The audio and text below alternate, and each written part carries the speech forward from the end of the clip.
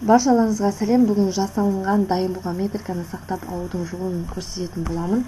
Поделиться, скачать деген батырманы басамыз. Файлы PNG таңдап аламыз.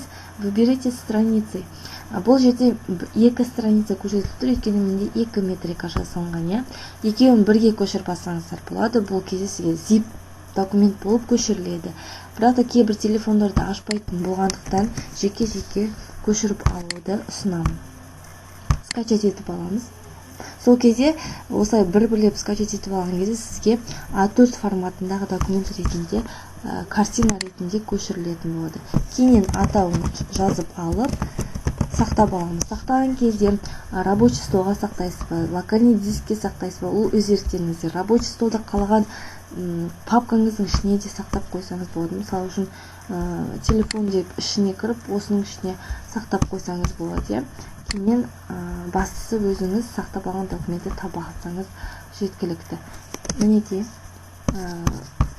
документін мен болсам рабочий столға сохранить етіп алайын.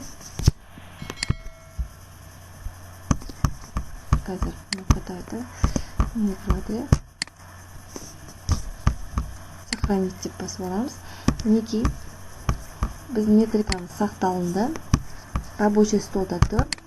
Кейіннен осы рабочий столдан копировать етіп алып, Chromeға кіріп, егер Telegram тіркелген болса, Telegramға Ctrl-мен ставить етіп алсаңыз болады. Не болмаса, шетіндегі скрепканы басып, фото или видео таңдап, документімізді көшіріп алсақ болады.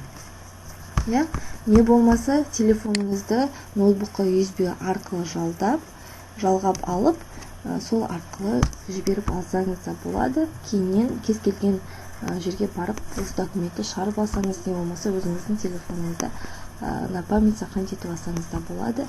Мінекей осымен барлығы болды. Менімен бірге болған үшін көптен көп рахмет. Келесі видеоларда кездескенше.